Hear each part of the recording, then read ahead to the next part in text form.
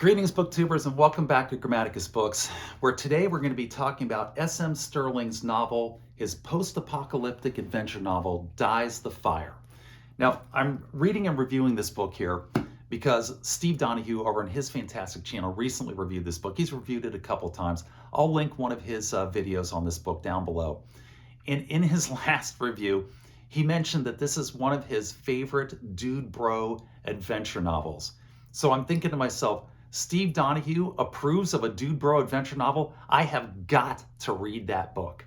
So I went down to my local library. I picked up this copy here. I just finished it a couple of days ago, and I'm going to give you guys the lowdown on it, both the good, and there's a lot of good. I do approve of and recommend this book, but there are some issues. There's some bad in here, and it's entertaining. There's not a lot, but there are some bad issues. We'll go into it, and I think you guys are going to enjoy it. So one quick aside, libraries. If you're not making the use of your local library system, you really should be, particularly if it's with an author you haven't read before, and I hadn't read S.M. Stirling before. So instead of investing my own hard-earned cash, I went out and I used the local library system to dip my toe in that water and check it out. And I do recommend that process for you guys as well if you're going to read an author you haven't read before. It's a great tool. It's a great asset that you can make use of. And I really recommend the use of your local library systems. But S.M. Stirling, Dies the Fire, written in 2004, or I should say published in 2004. It was originally intended to be part of a trilogy by S.M. Stirling. He wrote the 3 books, and they were so popular that he continued writing the books, and there's a total of 15 in this series here, Dies the Fire by S.M. Stirling. But this is the initial book that sets up the whole post-apocalyptic universe and world that he writes about. So what is the book about? It starts off at 6:15 p.m. Pacific Standard Time on March 17th in 1998. At that exact time, across the entire world, the world is encompassed in a white flash of light. And this flash of light instantaneously disables all electronics, all combustion engines, and even changes the basic chemical compound structure of gunpowder so that gunpowder doesn't work. And it knocks the Earth back from 1998 technology instantaneously with a flick of the switch back basically to 1066 England is the level of technology they've been knocked back to. But it happens instantaneously. There are jetliners in the sky. All these jetliners come down crashing into the cities and setting off huge explosions and fires. Power plants are going up. The police can't restore order. Their radios don't work. Their cars don't work. Their firearms no longer work. And the gangs come out and take over charge of the cities.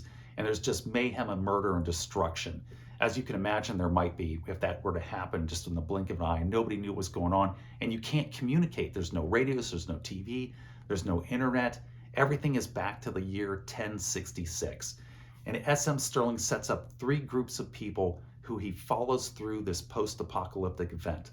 And the first group is the Portland Protective Association, headed up by Arminger, who is a historian, a college historian, and a Society of Creative Anachronism buff who tries to reinstitute serfdom in the Kingdom of Normandy, centered in Portland, and he's our bad guy. And then you have Clan Mackenzie, headed up by an Irish folk singer named Juniper. And then the third group of people that we follow is under Mike Havel, and he was a former Special Forces guy who is heading up the Bear Killers. And that is the basic nutshell of the book. And you've got these 3 groups. You've got the Portland Protective Association, which is reestablishing this oppressive medieval serfdom society. And they are evil. They're just suppressing and murdering people and consolidating authority. And then you have the Clan Mackenzie under Juniper, who are trying to get out into the Willamette Valley south of Portland to get to a farm in order to start farming in order to feed themselves. Because at this point, after people have survived the initial change, which is what this event is referred to as the change, they realize that the next big hurdle they have to survive is starvation. Because the United States of America, there's over 200 million people in 1998, and they're all dependent upon industrial farming, and that has just gone out the window. So they realize that within 6 months, half the population of the United States is going to starve, and now there is a mass grab for resources and food in order to stave off starvation. And everybody is not going to be able to live. They're not going to be able to feed everybody And so you have to get a hold of some type of resources to enable your group to survive, knowing that there isn't enough to go around. And then the bear killers under Mike Havel are also working their way down into the Willamette Valley, trying to do the same thing. And this is the book, and it's an excellent book. What makes it so good, so interesting, is just following S.M. Stirling as he writes about this post-apocalyptic event, this apocalyptic event, and the immediate dealing of the aftermath of it and the chaos in the cities as everybody is trying to figure out what's going on and then to work their way into some type of protection, some type of safety, and avoid all of the murder and death and mayhem that is happening, particularly in the big cities. And then from there, the book evolves into these three groups who have now survived this initial event, and now they have to figure out how they're going to survive for the long term, how they're going to start rebuilding society.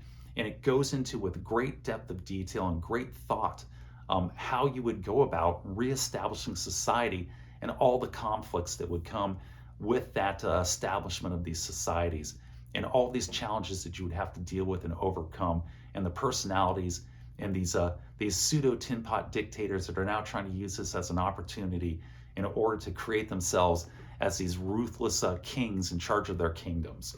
And that is Dies the Fire. And it is very entertaining. It's very good. I do recommend it. It's very well written with great characters and just great plot lines to follow that will hold you for the whole length of this book, which is 483 pages, which is a little longer than I like in a book. My sweet spot for a fantasy or science fiction novel or an adventure novel is about 220 to 320, but it's so well written and there's so much to write about in such detail and so engaging that it kept my interest in it all the way from page 1 to page 483. So those are the good points. What are the bad points of this book here? And there are a few. There's not a lot, but there are a few here in S.M. Stirling's Dies the Fire. And the first one is that he engages in a little bit of Deus Ex Machina, a little too much. It's a little too heavy-handed. And the first time that he engages in it is with Juniper and Clan Mackenzie, when it's just a handful of them. Actually, I think there's just two of them, and they're working their way through the woods. They're in the middle of the wilderness, south of Portland, and they stumble across a man who has injured himself, who they help out. And this man turns out to be a British Special Air Service warfare expert and sergeant in the Special Air Services. And I'm like, okay, it's a bit random. He just, apparently this sergeant decided on a whim to fly from England over to Portland, Oregon, right before the change, goes out wandering in the woods, where they stumble across him a few days after the change. In addition to that, he went out hunting in the woods, but instead of taking a rifle with him, no, he decided he's not going to take a rifle. He's going to bring his 6-foot homemade English longbow with him. And he is, in addition to not just a bow hunter and with his handmade bow, but he's also a bowyer and a fletcher. He knows how to make bows and he knows how to make arrows. And of course, these are invaluable skills now that firearms don't work. And he's got a handmade 6-foot longbow with him. They just happened to stumble across him, a special air service sergeant from Britain with his 6-foot longbow. And it was just too much. It was just too incredulous. It was almost plot breaking. So that was the first time that it happened. The second time it happens is with the Bear Killer clan, right about the same time, early in the novel. Mike Havel and the Bear Killers are traveling and they come across a group of neo-Nazis that have kidnapped a family. And they rescue this family. And the head of the family is an animal husbandry expert who specializes in horses. He works and trains horses. And on top of that, he's also a blacksmith, and he has all of his blacksmithing tools with him.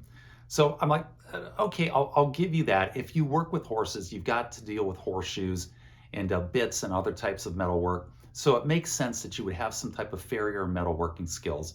But in addition to that, this individual decided to just go out in the woods with his horses and bring with him an old Hungarian book on how to train people to fight from horseback in the medieval style. And again, it was just over the top. It was just too much. It was almost plot breaking for me, but I rolled with it and we went on.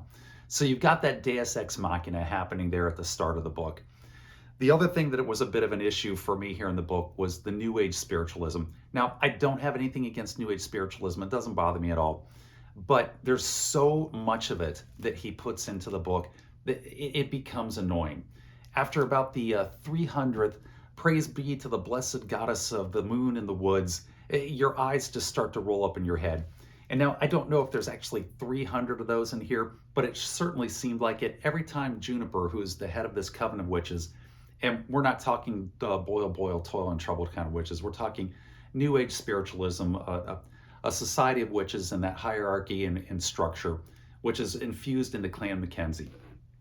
But it seems like every other page, whenever you had Juniper on the book or you were talking about Clan Mackenzie, there would be some reference to the Blessed Mother of the Goon, of the Moon, of the Goon, of the Moon or the Woods, and that they would have to cast a spell in order for a fortuitous path through the woods, going out to the sacred grove of trees and creating their sacred groves. And again, after about the 300th Blessed Mother of the Woods, your eyes just start to roll up in your head, and it becomes annoying. It became annoying to me. So that was the second thing. The third thing was there's a battle scene. There's a big fight scene at the end of the book. And the bear killers are assaulting a Norman fortress that has been built by a vassal subject of the Portland Protective Association. And they have built this Norman fortress in order to start exerting control over the Willamette Valley. And they have to take this fortress out. So the plan that they come up with is that they're going to jump off of a cliff in hang gliders, 4 or 5 of them, in the middle of the night, and then fly the hang gliders and then crash land them on top of the tower.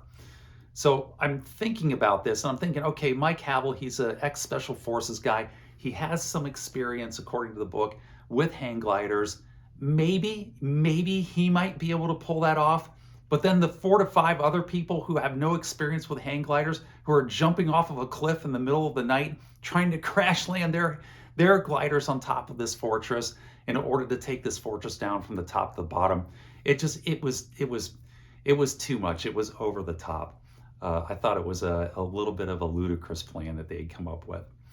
So that was the third thing. And then the fourth thing that kind of bothered me and I thought was an issue in here, when the change happens, and there's no real explanation for the change other than the one that gets put forward most by the characters in the book, is that it was a race of highly advanced space aliens that decided that the Earth was becoming too advanced, it was too dangerous.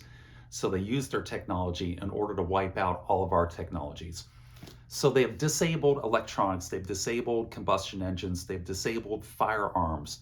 And in my head, I'm thinking, well, you still can boil water. You can create fires and then boil water and create steam, and you could have steam power. And he hasn't mentioned this at all, S.M. Stirling, throughout the book. And I'm thinking in my head, he is setting up the perfect ending. And at the end of the book, I'm convinced that down one of these railroad tracks, because they're using the railroad tracks to put hand-drawn carts or horses pulling carts on these tracks in order to use them as the roads and to move large, heavy loads. I'm convinced at the end of the book, you're going to hear a steam engine, an old steam locomotive engine out of a museum. It's going to come down the track with a whole train of cars behind it, and it's going to transition into this sort of steampunk adventure right at the end of the novel.